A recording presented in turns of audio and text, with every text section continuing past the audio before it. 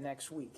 He'll travel first to Nairobi, Kenya on the 22nd of August to meet with President Kenyatta to discuss regional security issues and counterterrorism cooperation, as well as other bilateral issues. He'll also meet with the Kenyan foreign minister and other regional foreign ministers to discuss key challenges in East Africa, including the prospects for resumption of a political process in South Sudan and support to Somalia's political transition and ongoing fight against al-Shabaab. He'll also have the opportunity while there to meet with participants of the Young African Leaders Initiative and the Mandela Washington Fellows programs. The Secretary will then travel to Sokoto and Abuja, Nigeria from the 23rd to the 24th of August. There he will meet with President Buhari to discuss counterterrorism efforts, the Nigerian economy, the fight against corruption, and human rights issues. In Sokoto, the Secretary will deliver a speech on the importance of resilient communities and religious tolerance in countering violent extremism. And while he's in Abuja, he'll meet with a group of adolescent girls who are working to change community perceptions that devalue the role of girls in society. He'll also have a chance to meet with northern governors and religious leaders. Finally, from the 24th to the 25th of August, he'll travel to Jeddah, Saudi Arabia, for a series of meetings with senior Saudi leaders, his counterparts from the Gulf Cooperation Council, the United Kingdom, and the United Nations Special Envoy for Yemen. His discussions there will focus primarily on the ongoing conflict in Yemen and the efforts to restore peace and stability there. Additionally, we expect that the leaders will discuss, obviously, the region's most pressing challenges, including Syria and our global effort to counter Daesh and violent extremism. Finally, I want to update you on the issue of the portions of video missing from a press briefing here on the 2nd of December 2013. As you know, this is something we've talked about before. I promised you that I would update you when we had completed our review. We've done that, so if you'll bear with me, I'll give you what I have. As you know, when this matter came to light, many of us, including Secretary Kerry, had concerns and questions as to how and why this had happened.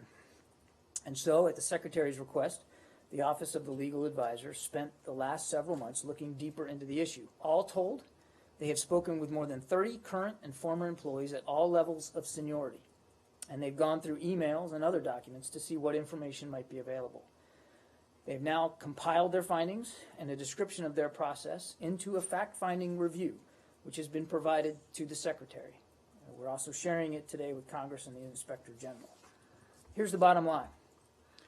We are confident the video of that press briefing was deliberately edited. The white flash that many of you have noticed yourselves in that portion of the video is evidence enough of human involvement. Indeed, a technician came forward, recalled making the edit, and inserting that flash. What we were not able to determine was why the edit was made in the first place. There's no evidence to suggest it was made with the intent to conceal information from the public. And while the technician recalls receiving a phone call requesting the edit, there is no evidence to indicate who might have placed that call or why. In fact, throughout this process, we learned additional information that could call into question any suggestion of nefarious activity. In addition to the fact that the full video was always available on Dept and that the full transcript was always on our website, the video was edited in a choppy manner, which made it obvious that footage was missing. We also found that the video likely was shortened very early in the process, only minutes after the briefing concluded, and well before the technician who recalled making the edit believes the request was made to make the edit. And in any event, before the technician would have been involved in the video production process. It is possible the white flash was inserted because the video had lost footage due to technical or electrical problems that were affecting our control room servers around that time. Finally, we have confirmed that even if the video was edited with intent to conceal, there was no policy in place at the time prohibiting such an edit. So upon learning that, I think you know, I immediately put a policy in place to preclude that from ever happening. We will also be consulting now with the National Archives and Record Administration about whether any changes to our disposition schedules should be made to address the press briefing videos. Disposition schedules are rules governing official record keeping. The current disposition schedule notes that the written transcript is a permanent record. Now, I understand that these results may not be completely satisfying to everyone. I think we would all have preferred to arrive at clear and convincing answers. But that's not where the evidence or the memories of so many employees about an event which happened more than 2.5 years ago have taken us. We have to accept the facts as we have found them, learn from them, and move on. The Secretary is confident that the Office of the Legal Advisor took this task seriously, that they examined it thoroughly, and that we have indeed learned valuable lessons as a result. For my part, I want to thank them as well for their diligence and professionalism. We are, and I think we will be, going forward, a better public affairs organization for having worked our way through this. With that, take questions. All right. Well, before we move on to Syria, let's finish up this videotape episode, or at least dig into it a little bit more. Can you remind me, just from that lengthy statement, you think it was not nefarious because it was done badly and because it was done quickly? Is that the essential argument? I said that we aren't sure whether it was done with intent to conceal, or whether it was done as a result of a technical problem. The bottom line is, Brad, it was inconclusive. Some of the additional information that does lead us to think that a glitch is possible here is because of the choppy nature of the cut, which is when we do daily briefings, we always cut the top and the bottom, right? So we have an ability to do editing on at the beginning and the end of a briefing. Obviously, we have to do that. And we have procedures in place to do that in a nice, smooth, clear, very deliberate way, so that when we post the video of today's briefing, it looks like a totally encompassed, very professional product. So we have the ability to do this in a very professional way. This cut was not done that way. It was done in a choppy fashion that's not consistent with the way we typically do that. I'm not saying that means for sure it was the result of an electrical problem. I'm just saying that it certainly gives us pause, and we have to think about that. The other aspect of this is the timing. So roughly 18 minutes after the briefing was concluded, the video that was uploaded was shorter than the actual briefing itself, which would convey that a cut of some kind was made very, very quickly after the briefing, sooner than when the technician remembers, much sooner actually, than when the technician remembers getting a phone call asking for the cut to be made. So again, we may be dealing with a memory issue. Maybe that's inconsistent, or maybe there was there could have been a technical problem that caused the video to automatically be shortened when it was first uploaded so quickly, 18 minutes after the briefing, which is pretty fast. So it's not impossible or inconceivable that there was an intent to conceal information. In other words, nefarious intent here. We're not ruling that out.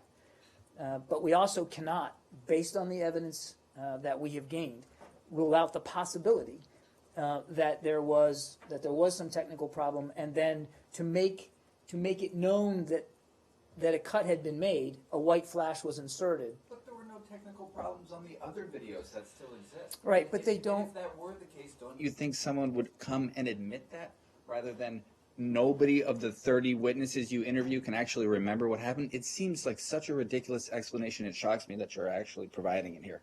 But okay. Okay, is that a question, or you just want to berate me? Well, no, John, I just think it's really strange that you're saying that. I think someone would remember if it were a technical glitch.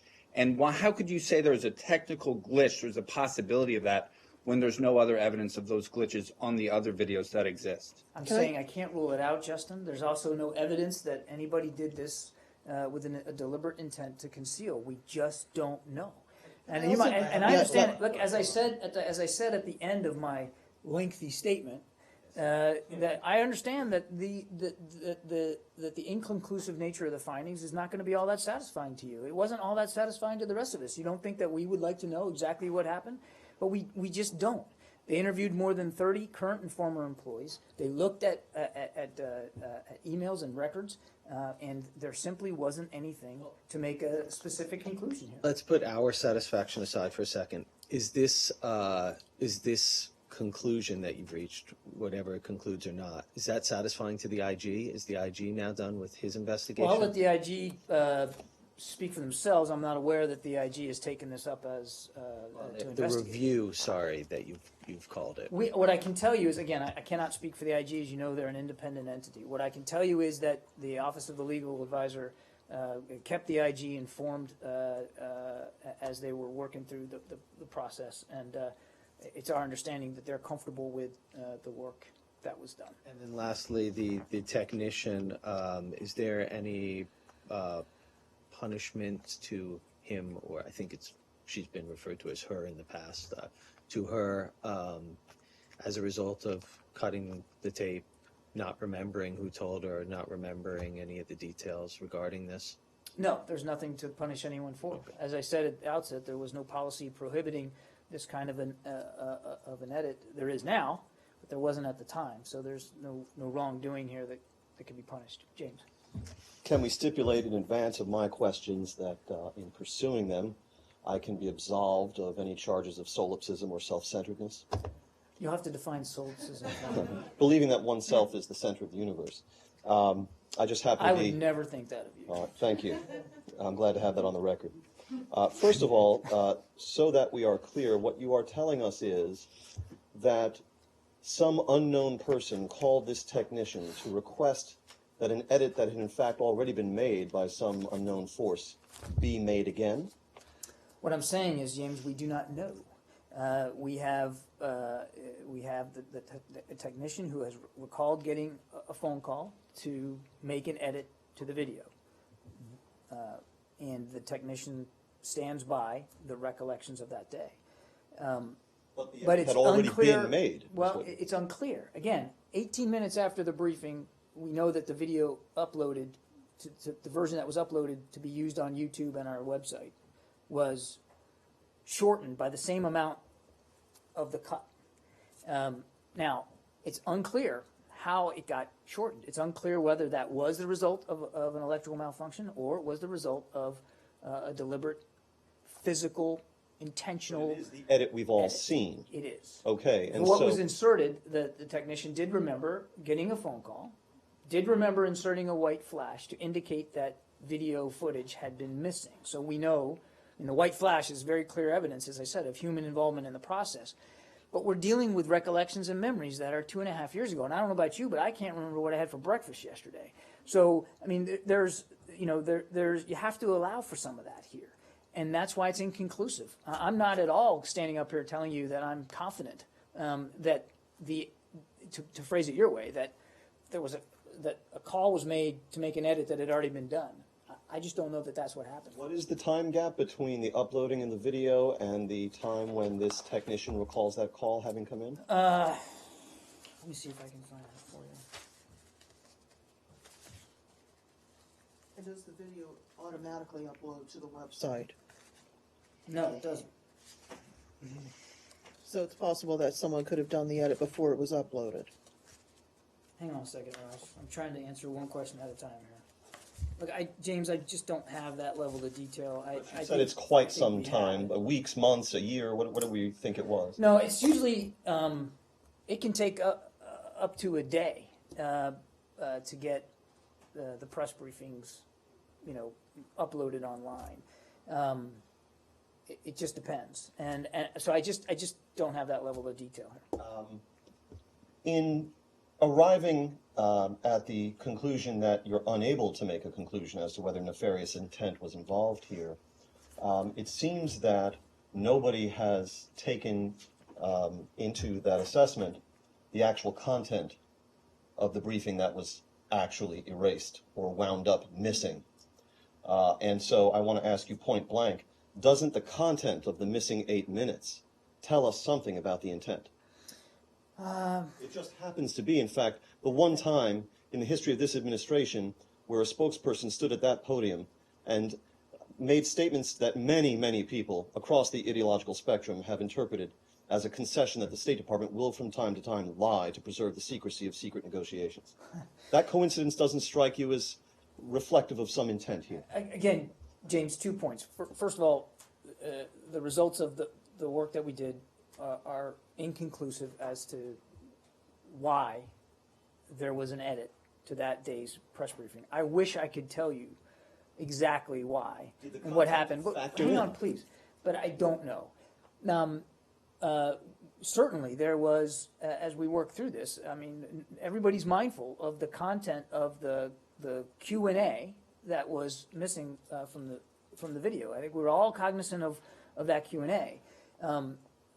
I can go back certainly and look, but it's my understanding that the content, the issue about the content, had been discussed in previous briefings. It wasn't the first time that particular content had been discussed. Number two, as I said, it was always available in its entirety on Divets, and it was always available in the transcript. So if somebody was deliberately trying to excise out the Q&A regarding that content, it would be a pretty ham-fisted and sloppy approach to do it, because the transcript was never not complete, and the Divets video was always complete, and there were, hang on a second, and there was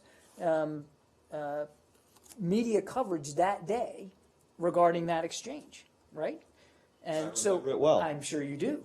So it wasn't as if the content inside that 8 minutes or so was not available to the public immediately that afternoon.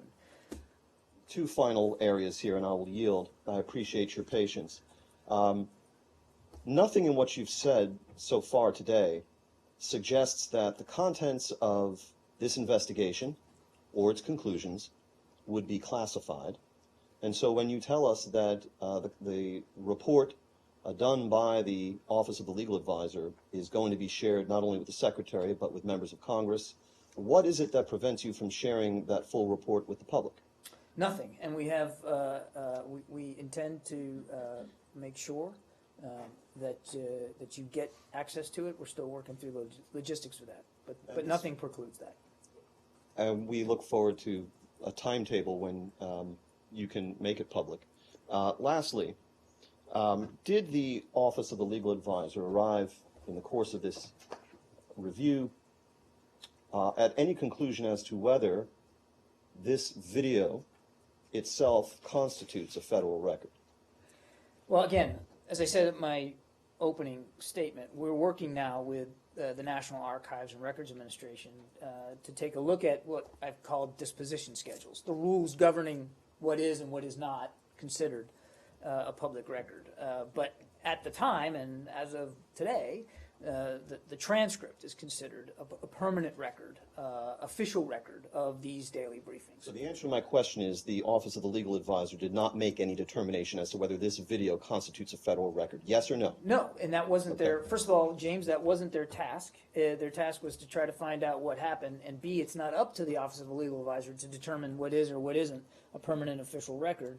That's determined by NARA, and that's why we're consulting with them right now.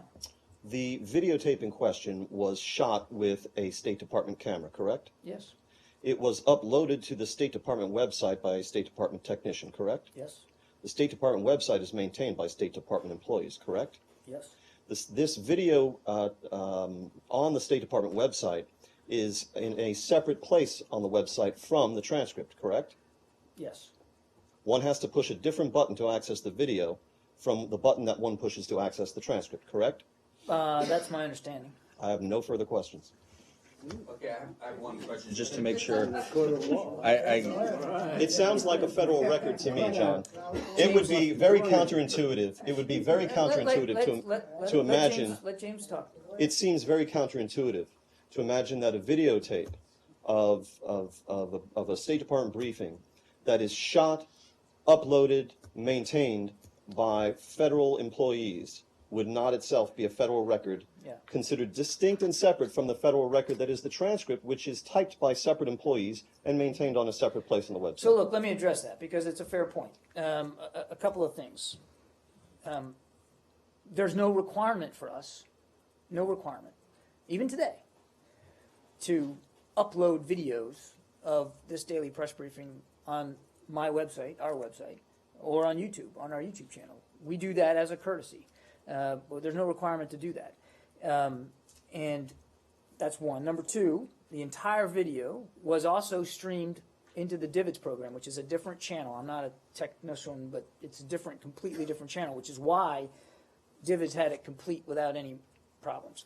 And of course, the transcript is and we have considered the transcript as the official record of these daily briefings. And we consulted NARA at the outset of this process, and they concurred that in their view, the transcript is an official record of these daily briefings. But they're also willing to talk with us about going forward whether or not we need to take a look at those disposition schedules to see if that definition needs to be expanded to include videos. So, James, we actually asked ourselves the very same questions you just interrogated me on, and we're working, and I mean that in a, But not with the same panache. no, Okay. not with the same self-centeredness. But honestly, we asked ourselves the same questions. In fact, we still are, James. And so we're working with the National Archives on this, and we'll see where that goes. So let me get this straight. If the Divids video was the same, shot by the same camera, it's the same thing, and it had no problems, I'm having trouble understanding why you would assume and conclude that it's so possible that your version would have some technical glitch that needed to be edited. I thought we got past it was a technical glitch line. I'm really surprised to see that back in the narrative, because if their version's clean, why It's a different, first of all, it's a different it would system. be highly unlikely, John, that there would just be some minor problem on your end. It seems implausible and not worth mentioning as a defense. Justin, look, I'm not going to dispute the confusion that you're having over this.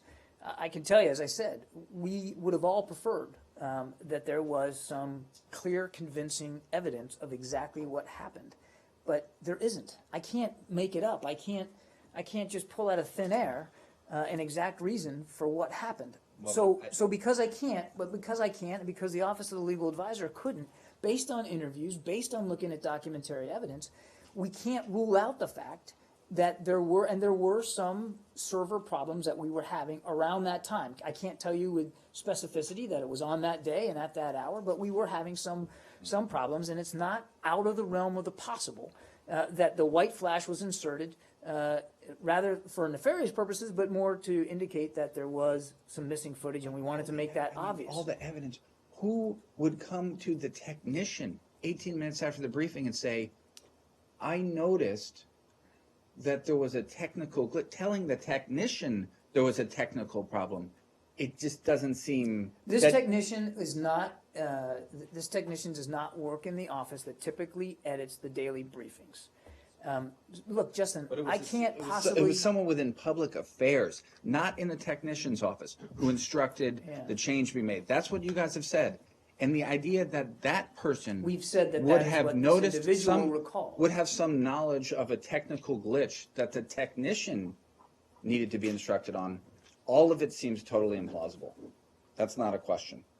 Okay, but all I can say to you is I can't answer the question you're asking. We have tried to answer the question you're asking, and we have spent many months now working on it, and the results are inconclusive in that regard. I can't change that fact, and that is a fact. I just have a clarification point, just real quick. Hang on just a second. Hang on just a second. One quick.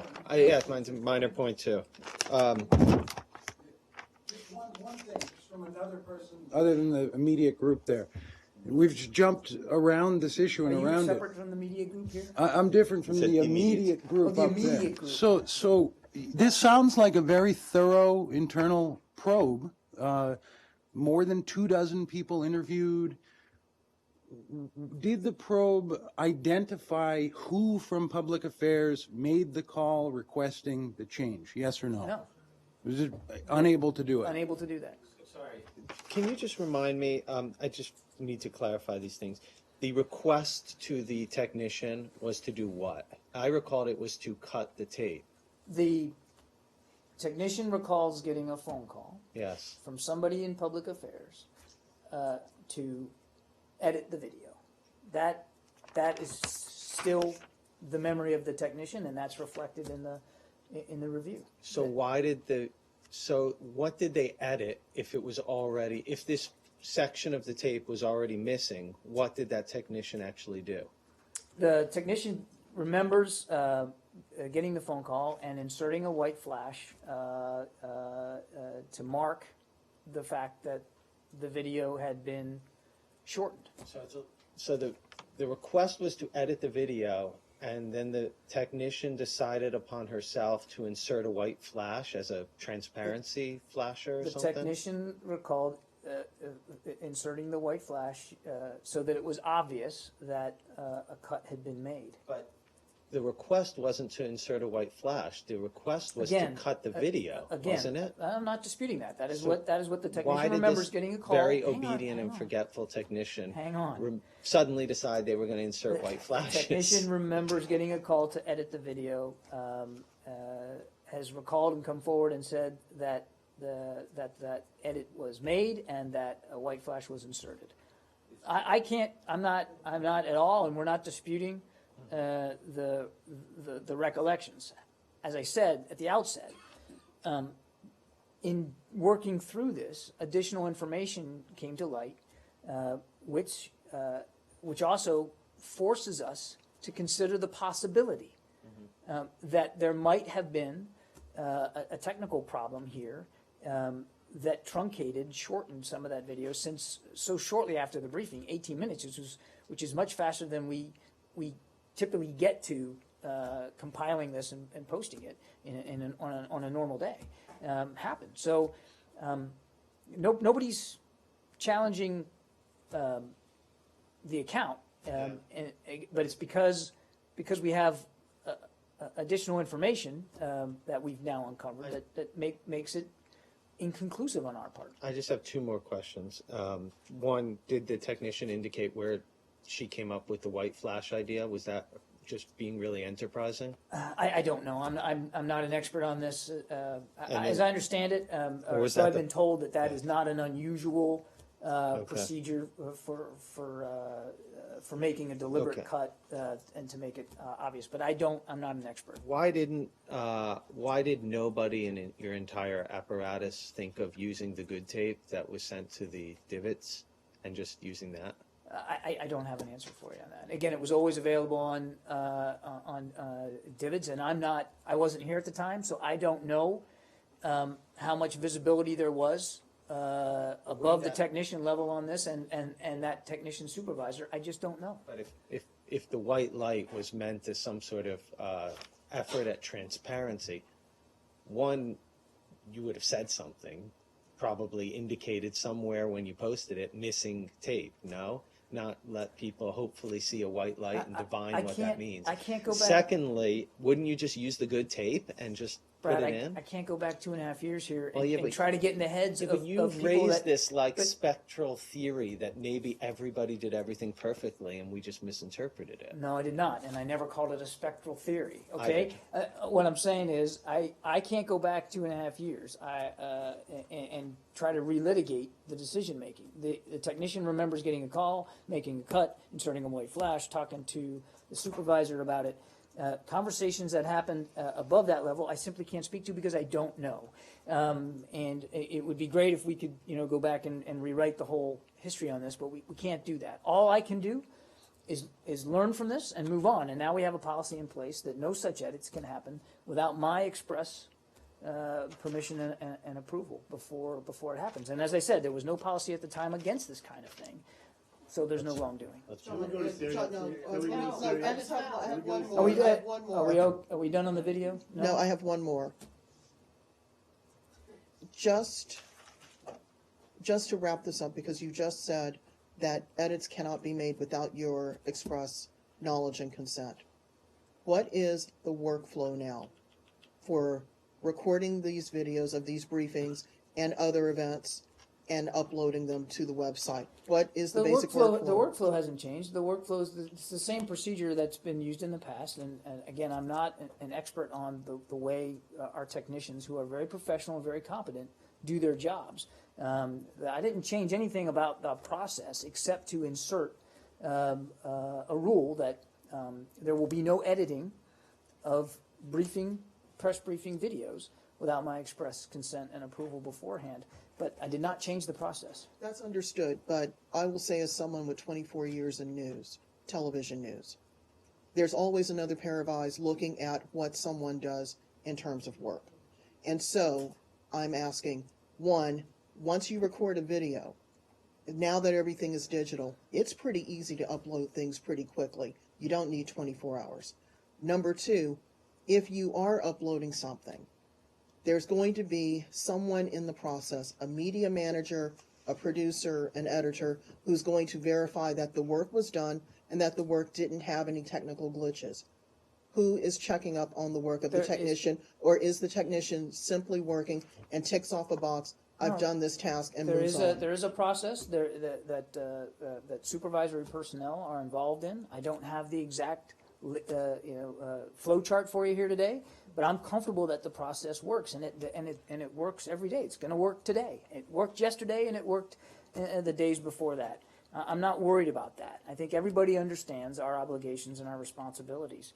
I can't speak for the specifics in this digital environment. Again, I'm not a technician. I'm not an expert at this. But I'm comfortable that our staff is competent and trained, have the resources available to do this in a professional way, and that they'll continue to do that. Just a few last ones. Thank you very much, John. Do you stand by the statements you made when you first started briefing on this particular subject, that this entire episode reflects a failing to meet your usual standards for transparency? Yeah, I do. I mean, again, we don't know exactly what happened here, but obviously we would never condone an intent to conceal if that's in fact what happened. Now, again, I can't say that happened, but if it did, then yes, obviously that would not meet our standards. And frankly, and if I might add, it didn't meet the standards of my predecessors either. Jen Psaki, Marie Harf, Victoria Newland, none of them would ever abide by any kind of intent to conceal information from a daily briefing. The reason I ask is because when you started briefing on this subject in May, you told us that this wasn't a glitch, that it was an intentional and deliberate erasure. Now, following the investigation by the Office of Legal Advisor, you seem to be retracting that and saying we honestly can't say one way or the other. And so if your previous comments were to the effect that this represented a failing of transparency, I wonder if you would like an opportunity to retract those as well. I said at the time that it was a deliberate intent to edit, and I said it again today. I mean, obviously there's human involvement here. Okay. So we know that there was a deliberate edit to the video. What I can't say, based on the work now that they've done, is why that occurred. But but James, if it was, and we may never know, right? But if it was an intent to conceal information from the public, that's clearly inappropriate. You mentioned that more than 30 employees were interviewed as part of this process. Were those interviews recorded or transcribed? I don't know. You stated that those 30 employees range the gamut of seniority. Are we to interpret that remark as an indication that the Secretary himself was interviewed? The Secretary was not interviewed for this. To your knowledge, did any of the people who were interviewed have counsel with them while they were interviewed? I don't know. I'd have to consult the Office of Legal Advisor for that. To your knowledge, did anyone refuse to take part in the investigation or be interviewed? I know of no refusals. In fact, the Office of Legal Advisor made very clear that they were very grateful and appreciative of the support that they got from people that work in public affairs today and people that have worked in public affairs in the past. Judicial Watch is Afghanistan? suing for the investigation papers. Are you aware of that? Do you have any I've seen comment? press reports on that. I don't have a comment on that. Afghanistan? Sure. I think Carol has a Actually, question. I'd like to just ask one more question about the tape. And then we go to John, Syria. how confident are you that the 30-plus people who answered these questions were truthful? Did you, at least to the best of their knowledge and the best of their memory, did you ask Well, look, any I of them didn't to conduct- take lie detector tests? I didn't conduct these interviews, Carol. I wanted this from the outset. I wanted an independent look at this, and that's why in the preliminary review I asked the Office of Legal Advisor to take this on, and that's why the Secretary followed up and asked them to dig deeper into it, so that it was outside my bureau and outside of my purview. I got you. Hang on just a second. I'll come to you. So I didn't get involved in that. As I said to my answer to James, the legal advisor's office felt very, very comfortable and confident that they had gotten all the support that they needed and cooperation that they needed. And I know of no instance in which they thought or felt in any way that anyone they spoke to was being less than completely candid and honest with them. Please, Syria. Afghanistan. Let's go to Afghanistan here, and then I'll promise I'll go to Syria. Thank you so much. Any comment about Independence Day in Afghanistan? And do you think that Afghanistan has their own